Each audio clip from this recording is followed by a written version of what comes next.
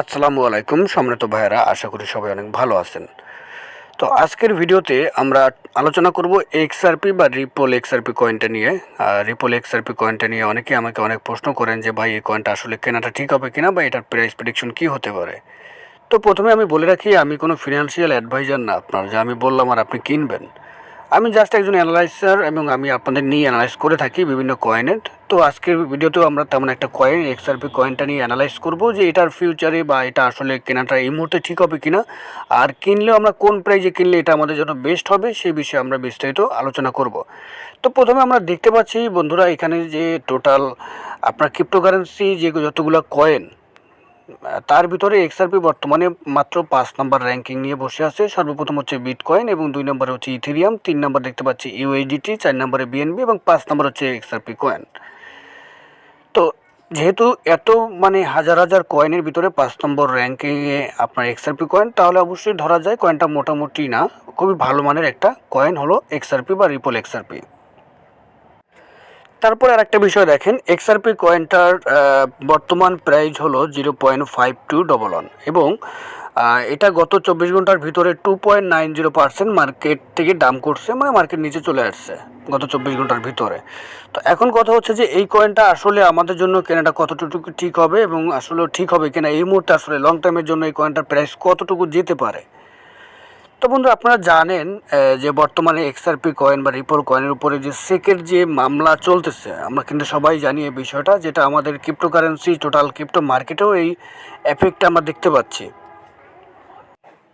তো ভাইরা, আমরা জানি রিপল বা এক্সআরপি কয়েনের উপর এখানে সিকিউরিটি এক্সচেঞ্জ কমিশন ইউএসের সিকিউরিটি এক্সচেঞ্জ কমিশন তারা যখন মামলা করে প্রথমে, তখন তারা এক্সআরপি কয়েনটাকে একটা ডিজিটাল সম্পদ বলে আখ্যায়িত করে, কিন্তু এখন তারা একটু কথাটা অন্যভাবে বলতেছে বর্তমানে, এবং তারা সেই মামলাটা আবারও রিওপেন করছে এবং সেটা নিয়েই এখন বর্তমানে এক্সআরপি কয়েনটা মোটামুটি বেশ ভালো ডাউনে চলে আসছে।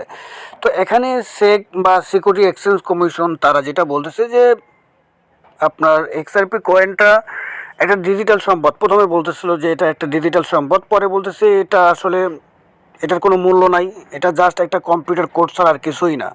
এই দেখতে পাচ্ছেন, the security exchange commission said in its recent motion for interlocutory appeal, the digital assets do not have an inherent value and are nothing more than computer code।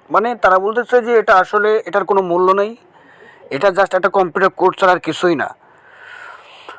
The statement made by the financial regulator is in stark contrast to the beginning of the lawsuit, where the SEC referred of XRP as a digital asset security। তারা প্রথমে বলছে যে এটা digital সম্পদ, কিন্তু বর্তমানে সেটা তারা অন্যভাবে বলতেছে।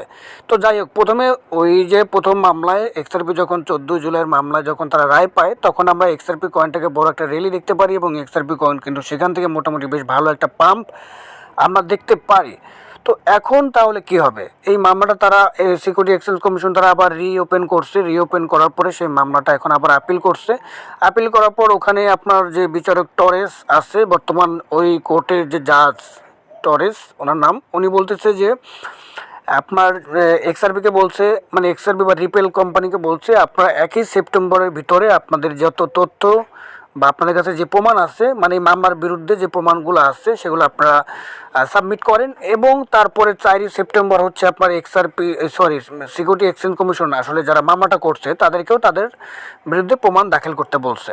তো এই দাখিল প্রমাণ দুই গ্রুপ তাদের পক্ষে যখন তারা এই মামলার প্রমাণগুলো সাবমিট করবে কোর্টে, এবং কোর্ট থেকে তখন এই সেপ্টেম্বর মাসে কোর্টের যে বিচারক তারা এটা জাস্টিফাই করবে যে আসলে এটা কোনটা সঠিক, এবং যদি সেই জিনিসটা যদি 14 জুলাইয়ের মতো যদি এক্সআরপি বা রিপল কয়েনটা যদি তারা আবারও এখানে জয়লাভ করে, তাহলে সেটা আমাদের জন্য অনেক একটা পজিটিভ সাইন হবে, কারণ তখন মার্কেট বা এক্সআরপি কয়েনটা বেশ ভালো একটা র্যালি আবারও চলে আসবে এবং সেখানে কয়েনের দাম আবারও বাড়তে পারে।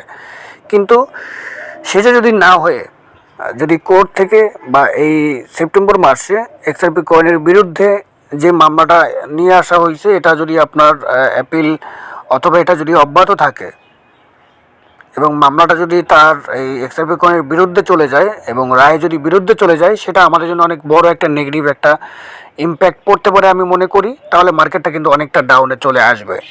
তো তো তাহলে আমাদের এখন করণীয়টা কি? এখন আমাদের করণীয় হচ্ছে XRP কয়েনটা বর্তমানে আপনি কিনলে কিনতে পারেন, তবে সেটা আর একটু পরে, এবং আমি ভিডিও শেষে বলবো যে কখন কীভাবে কিনবেন। জাস্ট আমরা এখন কেসটা নিয়ে একটু কথা বলি।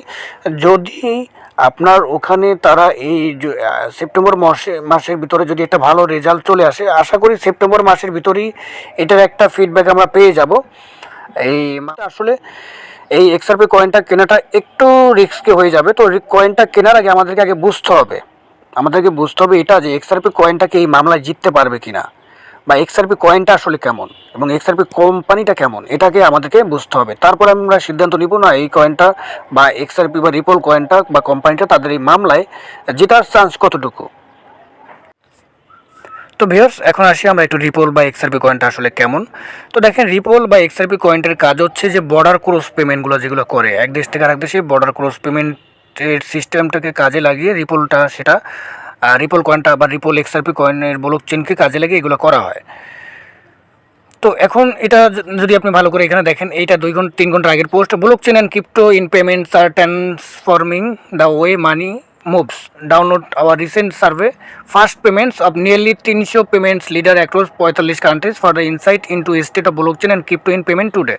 মানে তারা প্রায় 45টা দেশে আপনার 300টা পেমেন্ট কমপ্লিট করছে। মানে এটা তাদের ব্লকচেনকে কাজে লাগিয়ে, রিপল বা XRPর ব্লকচেনকে কাজে লাগিয়ে আপনার বর্ডার ক্রস পেমেন্টগুলো করে। বাইরের প্রায় 15 থেকে 16টা ব্যাংক এই রিপল ব্লকচেন বা XRP কয়েনের ব্লকচেনকে কাজে লাগিয়ে বর্ডার ক্রস পেমেন্টগুলো করে থাকে। আবার অনেকেই বলতে পারেন যে ভাই এটা আবার আমাদের বাংলাদেশে হয় নাকি? না, বাংলাদেশে না, বাংলাদেশে তো এটা অ্যালাউ না। এটা আমি বাইরের ব্যাংকগুলোর কথা বলতেছি, ঠিক আছে?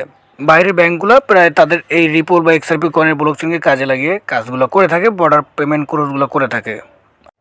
তো ভিউয়ার্স, এখন কথা বলা যাক যে XRP কয়েনটা আসলে আমরা কিনবো কি কিনবো না, বা কিনলে আমাদের জন্য ভালো হবে কিনা। এটা বলার আগে আপনাদেরকে অবশ্যই রিকোয়েস্ট থাকবে, আপনি যদি আমাদের চ্যানেলে নতুন দর্শক হয়ে থাকেন তাহলে চ্যানেলটি সাবস্ক্রাইব বাটনে ক্লিক করে চ্যানেলটি সাবস্ক্রাইব করবেন এবং পাশে নোটিফিকেশন বেল আইকনটা অন করে অল করে দিবেন। আর একটা বিষয় হলো, আপনি যদি ট্রেডিং বিষয়ে সকল প্রকার আপডেট নিউজ পেতে চান বা ট্রেডিং সিগন্যাল পেতে চান, তাহলে অবশ্যই আপনি চাইলে আমাদের কমেন্ট বক্সটা ফলো করতে পারেন। কমেন্ট বক্সে ফলো করলে এটা হচ্ছে আমাদের টেলিগ্রাম গ্রুপ। এইখানে ক্লিক করে আপনি সরাসরি আমাদের টেলিগ্রাম গ্রুপে জয়েন হয়ে যেতে পারেন এবং সেখানে আপনি ট্রেডিংয়ের নতুন নতুন আপডেটগুলো খুব দ্রুত পেয়ে যাবেন।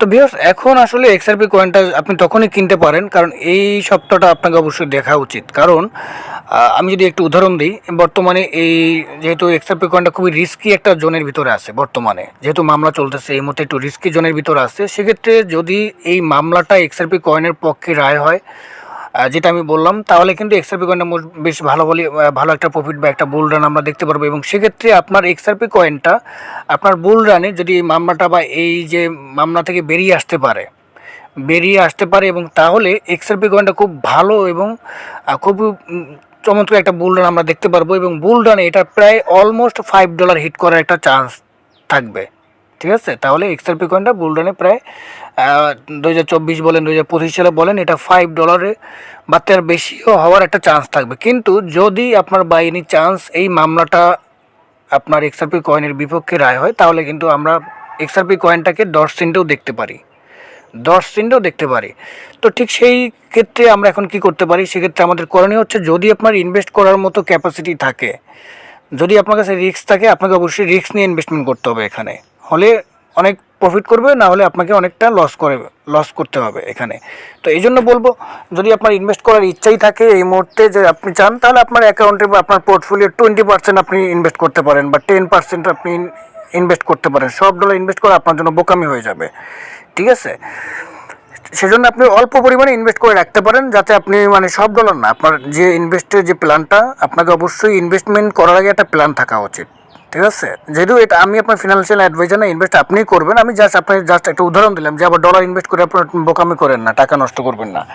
কারণ এখানে যেহেতু এই সিচুয়েশনটা একটু জটিল, আর সবথেকে যেটা রিয়েল কথা সেটা হলো যে XRP কয়েনটা অবশ্যই তাদের মামলায় এটা সাকসেস হবে, এটাই আশা করা যায়। কারণ XRP কয়েন খুবই পোটেনশিয়াল একটা কয়েন এবং তাদের কোম্পানি অনেক ভালো এবং খুবই শক্তিশালী বেসেসের একটা কোম্পানি। সুতরাং আশা করা যায় তারা এই মামলায় জেতার সম্ভাবনাটাই বেশি থাকবে। কিন্তু তারপরেও ক্রিপ্টোকারেন্সি মার্কেট, এটা ভলাটিলিটি এবং এখানে অনেক সময় অনেক কিছু হয়ে থাকে, তো এই জন্য এটা ওইভাবে শিওরলি বলা যায় না। তো এই জন্য বলবো, যদি আপনি এই মুহূর্তে ইনভেস্ট করেন তাহলে অবশ্যই আপনাকে লং টাইমের জন্য ইনভেস্ট করে রাখতে হবে। শর্ট টাইমে ইনভেস্ট করাটা এই মুহূর্তে একটু বোকামি হয়ে যাবে।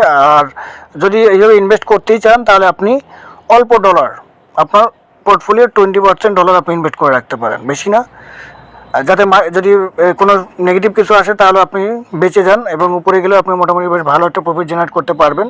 এবং সেপ্টেম্বর মাসটা আমরা অবশ্যই দেখব, সেপ্টেম্বর মাসের মধ্যেই আমরা ইনশাল্লাহ একটা ভালো রেজাল্ট পাবো। এবং এই এক্সআরপি কয়েনের উপরে আসলে টোটাল ক্রিপ্টো মার্কেট হলেও একটু হলেও আপনার ডিপেন্ডশীল, সুতরাং সেজন্য আমরা এই সেপ্টেম্বর মাসের ভিতরেই আশা করি একটা ভালো ফিডব্যাক আমরা পেয়ে যাব।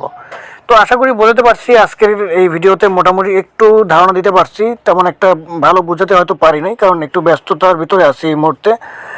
তো যাই হোক, আজ এ পর্যন্তই। পরবর্তী ভিডিওতে আবারও দেখা হবে, সে পর্যন্ত সবার জন্য দোয়া থাকবে। আল্লাহ আপনাদের সবাইকে ভালো রাখুক, সুস্থ রাখুক, এই কামনা আজকের ভিডিও এখানে শেষ করছি। আসসালামু আলাইকুম।